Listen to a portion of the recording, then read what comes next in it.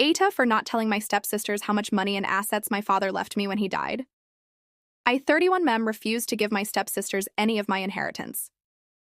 My father began dating a woman when I was 8 years old. He and my mother had already split.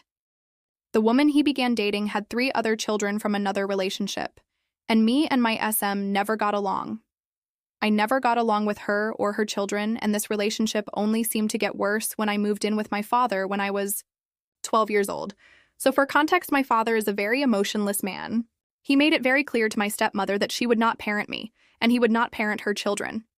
Each will deal with their own children, a rule which he abided by, she did not. To be clear, although he was not emotionally there for her children, he did but them everything they wanted. They went to private schools. They always had the latest tech and money.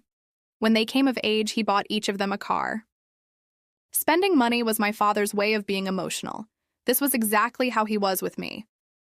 All the way through my teens, she would increasingly try to control my life. What I could do, where I could go, what money I was allowed, what I could eat. If I mentioned it to my father, he would talk to her and it would stop for a couple of months and then begin again. The cycle continued all throughout my childhood. TBH, nothing she did really bothered me after years of being around them. They all just became irrelevant to me, as harsh as it sounds. I had no negative or positive feelings towards any of them. Fast forward to when I was 15, and this is when the relationship between myself and her children really took a turn for the worse. My father got diagnosed with cancer.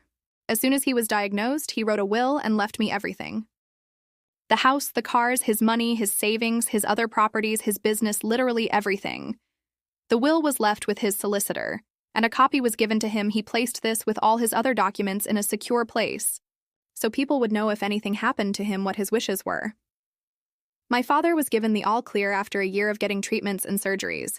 It seemed as soon as he was given the all clear, my SM found his will and exploded. She came into my room with her oldest daughter, who didn't even live with us at that time, screaming at me, telling me I had manipulated my father and to get out of her house right now before she calls the police. I was 16. How had I manipulated him? I left, as I said previously. Nothing these people could say to me would ever bother me. They were irrelevant to me. I rang my father and informed him what had happened, also said preciously. My father is emotionless. I have never heard him change his tone of voice, let alone get angry. He turned up to the house within 20 minutes of getting my phone call, and as soon as he was back, he told my stepsisters to leave so he and my SM could talk.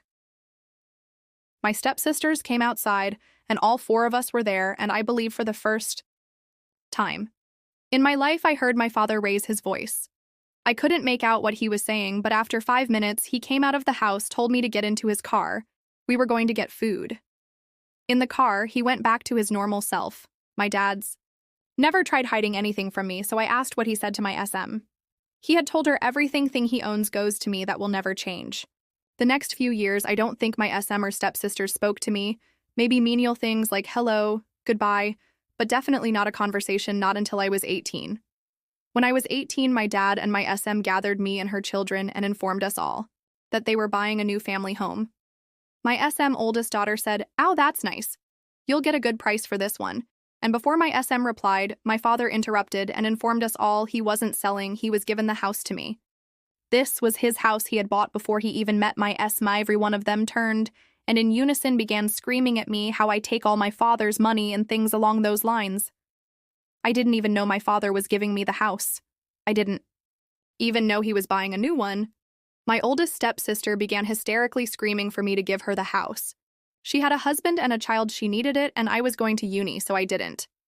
My father then piped up with his calm, unchanging voice that the new house being bought would be split equally between himself and my SM, so when they pass, I would get his 50%, and they would share their mother's 50%.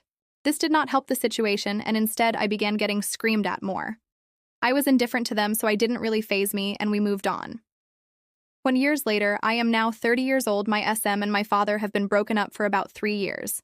Still living together, just completely separate. I haven't spoken to my stepsisters in 10 years, even though I see at least one of them every other week. My SM got diagnosed with terminal cancer. She only had 18 months to live. She moved in with her eldest daughter due to needing round-the-clock care, and my father couldn't provide it for her. So 4 months pass and none of them have contacted. My father, not once. He had a stroke and ended up going into a coma. After being in the coma for 2 weeks, I reached out and let my SM know. I didn't delay on purpose, they just never crossed my mind. The day after I informed her, I went around to his house to collect all of his documents. In preparation for his death, I wanted everything ready rather than have to search for it. And his locks had been changed. This didn't bother me. I just went home and forgot about it. Weeks later, my father came out of his coma and was due to be sent home. He was severely unwell, but he was alive. So went round to SM, got the new keys, and took him home. After a week of being home, he received a letter from his pension informing him of a beneficiary change, so he rang, and his pension had been changed into my SM name. Now my father had 3 private pensions, and every one of them had been changed. His signature had been forged on documents. We then went through every important thing that was of value. Pension, cars, bank accounts, everything. She had changed all of my father's car logbooks into her name and his pensions. In total, around $850K worth of assets and money she would have stolen if he had passed away when he was in his coma. However, the one good thing from this was when we rang the mortgage company for the property they had bought together, they had informed us that the property was in fact bought on a joint mortgage, which means both of them own 100% of the property. If one dies, the survivor gets 100% of the property. This wasn't an issue for my father. He said she could have 100% if he dies before it sells. Once confronted with the attempted theft, she just said, "I thought you would have wanted me to have it." After this, the relationship between them soured. They both wanted to sell the house. However, she wanted 100% of it. They agreed he would get 30, she would get the 70. He was happy to give it her. So we were going through some more of his documents and found his life insurance documents. I knew my father was wealthy, but I never imagined how wealthy until I seen how much the life insurance policy was for, and I was down as 100% beneficiary. Whilst reading through the life insurance documents, I noticed a small section on a cohabiting policy. So my father rang them and they informed us, yes, even though I was down as beneficiary, she would still be entitled to claim 50% because they are legally in a cohabitation partnership. Doesn't matter, they are no longer together, they have a joint mortgage, which is all the proof she would need. So after my father had taken a turn for the worse and speaking to a solicitor, me and him devised a plan. We asked the solicitor to send a letter to them informing my father would not sell the property, unless it was a 70-30 split to him. TBH, he probably is entitled to that, because she never paid a penny for anything. He didn't care about the house, just the life insurance. Now, one of my stepsisters is a solicitor, and we were hoping that her first reaction would be to ensure her mother got at least 50%, not 30.5%, and we were correct a week after our solicitor sent the letter. We received a notice of severance from my stepsister, informing my father that on the grounds him and my SM had split, they are both entitled to 50% of the house. This is what we needed to legally show she is no longer cohabiting.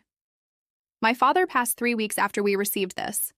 His funeral, my SM and stepsisters turned up, and they were joyous, happy, laughing. This didn't really bother me. I knew how petty they were and expected it. Anyway, 6 months after my father's funeral, my wife and child were out with friends at a play area for the kids, and my eldest stepsister was there with her husband and children. I could see them staring and giggling, and eventually they came over. They mentioned the house and how we tried and failed to rob 20% of it from them and some other things.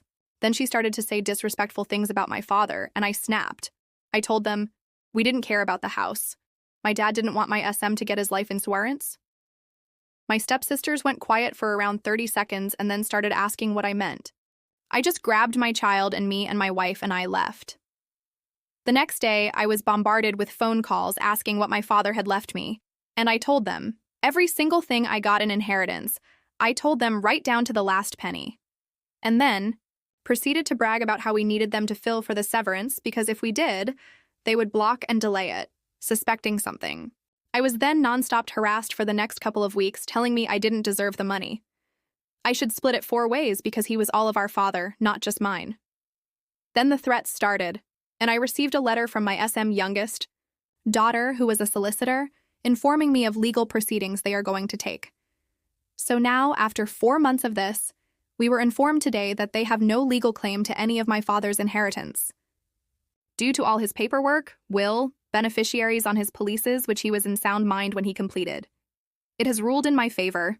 I received another phone call from my eldest stepsister after I found out about winning the case, begging me to split the money and assets, or at least give them the money from the house that my father and their mother owned together. My wife believes I should just give them something to leave us alone, but that would go against what my father wanted.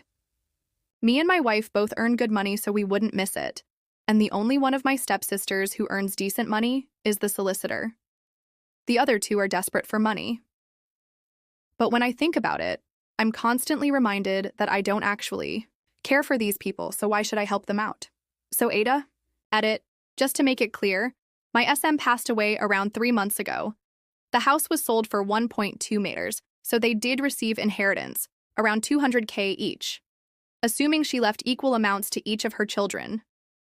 Hey everyone, I spend so much time finding these stories for you. If you enjoy the content, please hit that subscribe button. It means the world and help this channel going strong. Let's grow together.